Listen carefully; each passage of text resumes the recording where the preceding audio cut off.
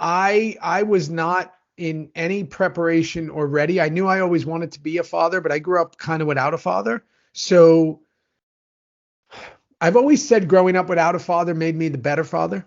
And I know that that could be counterintuitive to what I'm saying is that I, just like I do in everything in life, like especially acting, is I learn more what not to do from things than learning what to do.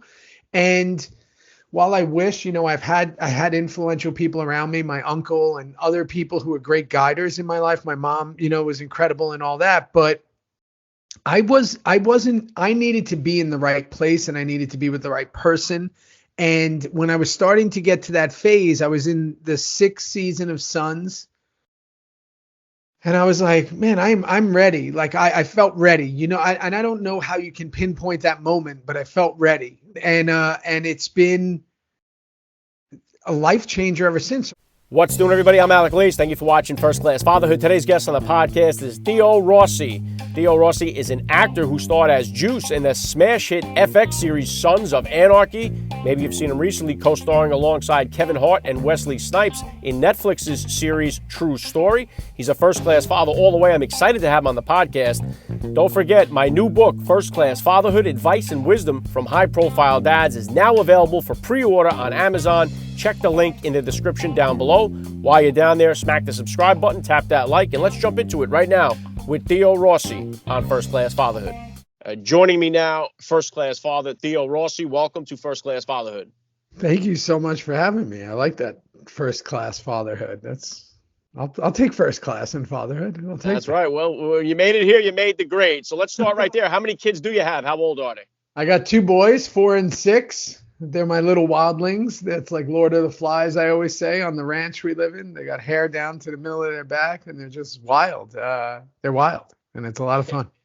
Very cool. Yeah, I got 3 boys, then got the girl on the 4th try. You guys be going for the girl, or you're done here? We just discussed this recently on one of these talk shows I was on, and the truth is, I know it's going to be a boy. I know you can't say that, but I know if we go again, it's going to be a boy. There was a window, but it's talked about, but I'm like, just be ready. There's going to be 3 boys if it happens. And the only reason I say that is I think because we never found out what we were having.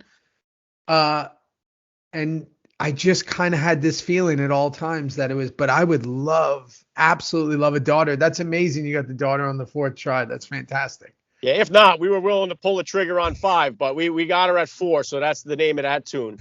That's amazing. If you could, Theo, please just take a minute here to hit my listeners with a little bit about your background and what you do. Yeah, so I do a little bit of everything, but I guess the thing that everybody kind of knows it for is my career in Hollywood the last 20-something years, through I think the thing that kind of put me on, I guess, the map of human eyes is Sons of Anarchy, and then that went to Luke Cage, and then that led to this last few years of just everything, True Story, the most recent on Netflix, Army of the Dead, and everything else. And now we produce a bunch of stuff. We're directing a film coming up, and just a lot of stuff coming out in the next year and a half. So it's been an incredible wild ride since Sons of Anarchy. Yeah, your career is on fire right now. If you could, Theo, take me back then to the beginning of your fatherhood journey there. About how old were you when you became a dad, and how did that experience change your perspective on life? Yeah, late. It's during Sons. I was not in any preparation or ready. I knew I always wanted to be a father, but I grew up kind of without a father. So I've always said growing up without a father made me the better father. And I know that that could be counterintuitive to what I'm saying is that I, just like I do in everything in life, like especially acting, is I learn more what not to do from things than learning what to do. And while I wish, I had influential people around me, my uncle and other people who were great guiders in my life. My mom, was incredible and all that, but I needed to be in the right place and I needed to be with the right person. And when I was starting to get to that phase, I was in the 6th season of Sons. And I was like, man, I'm ready. Like I felt ready, and I don't know how you can pinpoint that moment, but I felt ready. Like I'm really looking forward to this journey. And what happened was we were with a few friends, and they were trying as well, but it was not as easy, meaning that they were just having a tougher time. And again, my ignorance was like, wow, because when you're not thinking about parenthood, you don't really pay much attention to it. So I was like, oh wow, this is hard for people. Like I thought, like you just decide to have children, and like you have children, like you just decide to do it. And my ignorance was like, well, we better start trying. And and of course, first shot, she was pregnant, and we were ready to go, and it's been a life changer ever since. So I was 30, my son's 6, gonna be 7. So I was just about to turn. My son came, I think, right after. I have to guess because I'm so bad with time. I think I was 39 or 40. Wow. It was late in the life for me. And again, remember, all my friends, I come from a super part of New York City where it's like everybody has kids. Some of my friends had kids when they were 15. Some of my kids had, most were 20, 21. So all their kids were grown and older. And I just started late. My wife is 5, 6, 7, 8, almost 8, 9 years younger than me. And I got really fortunate. We had, the pregnancy wasn't easy in a way. There were definitely some complications and nervousness that came with it for both of us. And then we had our second son 2 years later, and here we are with 6 and 4-year-olds, and they dominate, just like having 4, they dictate and dominate every single move you make in this life. Yeah, very well said. And Theo, I just wanted to tap into that too, because one thing I do focus on a lot on this show is the fatherless crisis, with so many kids that are growing up without that father or having that father figure. And that can lead to really disastrous results in our society here. So your experience, who became your main primary father figure, and how do you think that affected you when you first became a dad? Well, I was ultimately raised by women, right? It was my mom, my sister, and my nana were living in the house, and I got accustomed to that. And then in my longing for some type of figure, my birth father was around, but he wasn't around. It was we were just talking about this one story where it was that typical, like almost like movie scene where I'm out there waiting for him to show up on the weekend, where he was going to come and get us for the weekend, or get me, I should say, because my sister wasn't around, and he never showed. It was one of those, heartbreaking scenes where my mom came out and was like, I don't think he's coming. And I'm like, I think he is. And he never showed. So how it dictated it was I longed for, some type of a different opinion. My mom is amazing. She wears the pants. She wears the cummerbund. She's as tough as nails, that it comes. But when my nana passed, when I was 14 or 15, I met my uncle when we were at the funeral in Florida, and he had been living in California, and he was going to move to New York City. And he became like a de facto figure in my life, for the next 10 years before he passed. He passed in 2004. So however many years that was, 90, maybe 20 years. But he, no, not even. I'm terrible with math. But he died in 2004, and we met about when I was 14, 15. And he came a year later, moved to New York, and we would just go for walks every day. And it was like this thing that I was missing, I guess. He was talking to me in a very different way about things that I hadn't been around, which continues to serve me tremendously. He's one of the biggest, greatest influences I've ever had in my life, just from the conversation standpoint. How this all influenced me as a father,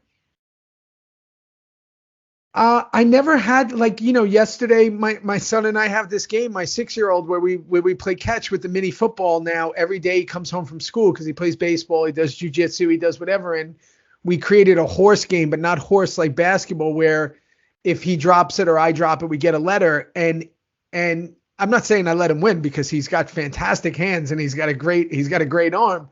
But I never threw a ball with my birth father ever. So it's like we're creating these memories, these daily things, and these things that I wished were pressed upon me, but I want to say one thing. I'm also kind of glad they weren't, because I don't think I'd be where I am if they were. So it's this duality of I wish that I had it, but I don't know if I'd be an actor. I don't know if I would have met my wife. I don't know if I'd have my kids if they were pressed on me, because it gave me a longing for something that I couldn't describe. Does that make sense?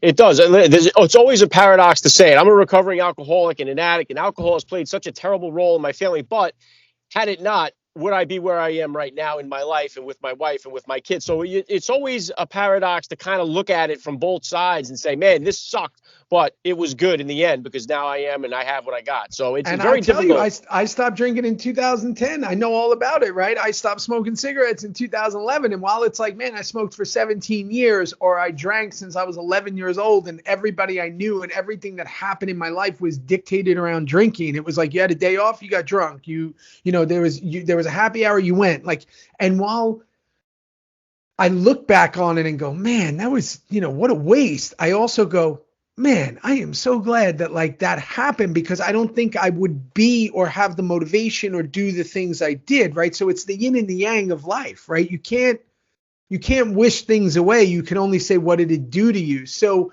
I know that I said recently, like, not having a father figure and a dad was one of the best things that's happened to me as being a dad. And I know a few people were kind of rubbed the wrong way. They were like, what are you talking about? And I was like, no. I'm just saying that I took a negative and turned it into a positive, just like what you're saying with sobriety and drinking and that whole thing. Like, if you can take that negative and now from a 10,000 foot view, look at it as a positive, that's amazing. And a lot of people don't do that. They wish it away. That's what I was just going to jump in there and say too, is like for you finding the father figure, like with your uncle, what have you. And I interview a lot of military guys on the show here that find that father figure that they didn't grow up with in the military. A lot of the athletes find it in a coach. But it's when these guys don't find that positive role model, they find it in the street or with the kid that's just a year or two older than them. It just leads to this cycle of just terrible problems in the society, in the community. And it's those things that I wish we could wake up and get more fathers involved in their kids' lives, because I think it would make such a major difference in what's going on in our country.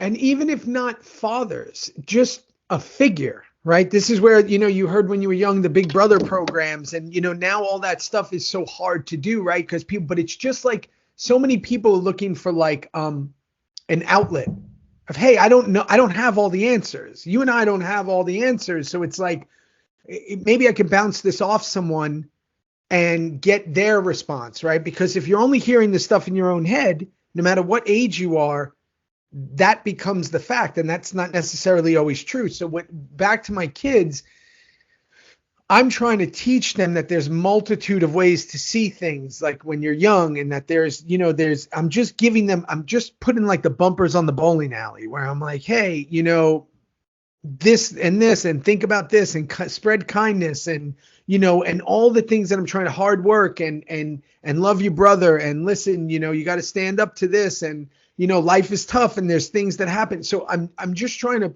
basically be there as like when they get close to something that I can say, hey, from my experience, this is something that'll help, without pressing any of my own past issues on them, because they're going to have their own, right? So I'm just there as like, almost like a sounding board of like, hey, what's going on? And that's why we do a dinner every night. We literally say, how was your day?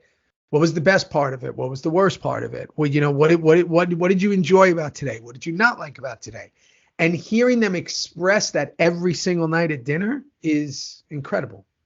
Yeah, and that's the favorite part of my day, Theo. We sit down as a family of six every night at 6:00 and eat dinner together. We're faith-based. We pray together, and it's the best part of my day. I really love it because we're all there. We're disconnected from technology, and it's just us having a meal. And I love the fact that we do it. And I wanted to tapping into your career a little bit here then, Theo. As an actor, has becoming a dad kind of changed the particular roles that you're seeking to play, or that you're thinking about playing for yourself in the future now? Has it had any kind of influence on your career that way? I to say it, I mean, I think it probably has, that I'm unaware of, meaning like, Hollywood's a crazy game, right? I mean, I started as an extra in this business long ago, and ultimately, you know, I've always been fighting from the bottom. Like, you know what I mean? I've never been in the aggressive like standpoint of like, let me pick my targets. It's always been me fighting from the bottom. And I've been fortunate in the stuff that has come to me in the fighting from the bottom. When my first son was born, I was doing this film Lowriders, which was very specific about the relationship I had to my father in the film, which was all playing out like how my own life had played out. And now I'm having a son. Like I literally left filming to go have my first son, flew back to New York. So has it influenced the roles that I've chosen? No, but it's made me a gazillion times better artist, actor, anything you can say, because the one thing that a lot of people don't talk about kids, and maybe because there's very few people who do it, or maybe there's a lot of people that do it that don't even realize, is that kids cut out a lot of the nonsense in your life. You just don't have time for it anymore. Like you have so little time that nonsense becomes, you start to recognize nonsense more. So now when it comes to picking projects, I think it's like, what's going to be the most beneficial, not just for me, but for my family. How long am I going to be gone? Where am I going to be? How can I bring them for a few days? Is the character so dark that I don't want to bring them? Is it, and we're still at this kind of strange age where they're figuring out, like they put on Netflix and they see my picture in one of the thumbnails and they're like, that's you. And I'm like, yeah. And I have to explain to them like what it is and why people want to talk to me, at Target, or, you know what I mean? And they have to understand. And like, so it's like, we're in this weird phase of like 4 and 6-year-old where they're really starting to understand that something's a little different. So how does it ultimately impact the roles? I'm going to do what is best for me and my family before I do what's best for me always. That's just what I do. Now that wasn't the case before that. Right. Yeah. Well said. And what about, I know what it's like with 6 and 4 there. What kind of disciplinarian are you as a dad? Are you a spanker, timeout guy? Are you hitting them with the philosophy? Or what kind of disciplinarian are you? Yeah. I would say I'm learning more and more, but what's been consistent, definitely let's call it for the 6 years, because Kane's been around the longest, is the counting. I'm very aware of the counting, right? We have a thing where once we get to counting, that's it. I'm big on the stare, right? I don't have to do much. I'm 100% the disciplinarian. My disciplinarian, where I sometimes, I don't want to say fail, but where I sometimes have to catch myself, is sometimes I talk to them like they're 38 years old, where I'll be like, what? Like, why would you do that? Like, that doesn't even make sense, because you were just saying this and I'm now over here. And why would you come? And they're just like, I don't even know what you're talking about anymore. Yeah. Like they were lost, right? So I'm trying now to keep things simple with them, as in, especially for the 4-year-old, of like this and this. So what we do now is, I would probably be considered a pretty heavy disciplinarian, as in manners are the most important thing. We call ourselves the Wolf Kings, the family, especially, the boys, and she's the Wolf Queen, my wife, but we Wolf Kings. And I tell them like, Wolf Kings are fearless. Wolf Kings are scared of nothing. Wolf Kings. So we always talk in the Wolf King kind of lingo for us. And it's like, because we live on this ranch in Austin, and we go for walks, with the dog every day together. And what I say with them while we're walking around the acres is, you have to listen to me. And the only way you're going to listen is, your hands are at the side. Listen with your ears, listen with your eyes, listen with your mind, listen with your whole being. And if I see, I've gotten so much more patient, where if I see they're not listening, I will wait until they're listening to me. And I have to give myself that patience of like, because I'm a big believer in actions speak louder than words. We all know this one. But instead of telling them what to do, I show them what to do, right? So I'm big on like, especially because I'm building a lot of things and fixing a lot of things here, like I'm showing them what to do. I don't want to just tell them, I show them. So my disciplinarian thing is, we're very regimented, because I'm a regimented person. So I'm very regimented, as in, the times and waking up and eating. If you don't eat your dinner, the dinner goes to the side. You don't get something else. You have to eat that. And then there's a time limit on that dinner, right? Like you can't, it's not just there all night. So it's like the discipline is very regimented of particular time. Everything's in a time situation. Yeah, I'm working through that too with the eating with my daughter right now. She's my youngest, my only girl, 7, and sometimes she'll do a disappearing act at the table. We don't even realize, but where did she go? She's off running, especially when we got them Brussels sprouts on the table. Oh, yeah. Oh yeah. And I mean, and listen, that's the thing. It's like one day, like I love carrots and I don't like carrots. I don't eat carrots. And I'm like, you just ate carrots. Well, I don't like these carrots. And it's like, right, what's wrong with these carrots? And I'm like, they're the same one. They're literally a leftover. And it's like, so you can't, and then what's happening. What's coming 20 minutes later is I want a banana or I want this and I want that. And you're like, no. And if what my wife and I are really good at is we kind of give each other looks of like, we got to stick together on this one. Like you can't just say, just give it to him because he's hungry or just do this. And that goes for, I say iPads, but they're not iPads, those Amazon ones, the Fires, whatever. It's like, we're very big on like time limits. I go back to time. Like you can watch TV, but you have 15 minutes. You can do this, but everything is, and if you're going to do this, you got to do that. So go outside, clean this up, bring the garbage here, do this, and then you get that. And maybe, I don't know if reward-based is the right thing, but it works for us. And it works for different kids too. Different kids respond obviously different. I find that with the 4 of mine, they all respond differently. We've had a trial and error with all of them to find out which way works best. So yeah, it's still a work in progress. 100%. I mean, parenting is a work in progress, right? That's it. Until I mean, one of the greatest things that happens when you're older is you realize that your parents might not have known, especially when you become a parent. You go, wait a second. They were in the same position I was, and I don't know anything. But you assume when you're younger, they know everything. And that's one of the greatest kind of lies you tell yourself until you're a parent. Right. Then the illusion is over. Right. Yeah. The illusion is over and you go, man, they are just flawed human beings like I am that are getting by the seat of their pants. They don't know what they're doing. And you kind of almost make peace with that really. And I'm not saying it, maybe it's not just, I definitely think it's hammered more home when you have kids, but I think it's definitely when you get older and you start to just see it from a different perspective. 100%.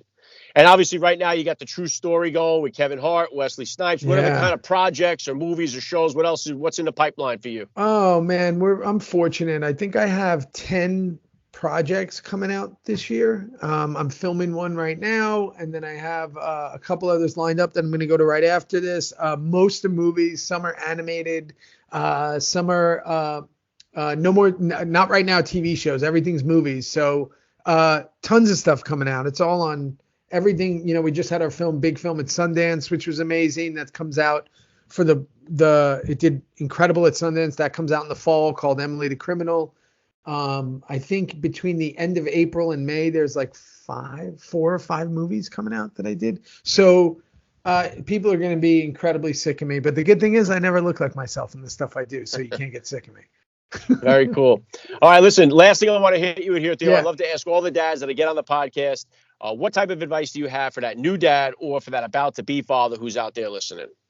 Yeah, I mean, oh man, my sister and her husband just had their first baby, and I talked to him a lot. I think it's take it minute by minute, like every single thing, enjoy every single second. Everybody tells you, right? It all happens so fast. Kids grow up fast, but that's true. But also know that this too shall pass. Whatever you're feeling. I remember when I was with Kane, and like he wouldn't sleep. He was such a bad sleeper and I was so tired. And somehow he had this like Jedi mind trick of like, he would know if my butt cheeks touched the chair, he would start wailing. So I had to stand all the time with him. And like, that's the only way he would sleep. And I was so exhausted. And I remember thinking like, how am I going to do this? Like, forever, but it passes. And it changes and like it becomes something else. And I'll tell you the greatest advice I ever heard, and I say this to everyone, having a kid is like watching your heart walk around outside your body for the rest of your life. And if something happens to your heart, you won't exist. Know that things change and they become different, and every situation is not the situation. So if you feel cut off from people, if you feel like it's all consuming, if you feel like you're not getting things done with work, if you feel it, whatever you're feeling, because you're going to focus on the negative, just remember to focus on the positive, the bath times and the play times and the first steps and the beauty that comes with that this is an extension of you. That's how we live forever, through this extension of us. That's what makes us eternal. So nothing is permanent. And that's the best thing that I can tell people. Yeah, very well said. I love the message. It's been a lot of fun for me. I got to say, Theo Rossi, you're a first-class father all the way. And thank you so much for giving me a few minutes of your time here on First Class I truly Fatherhood. appreciate you. Thank you so much. And I appreciate that you're doing this.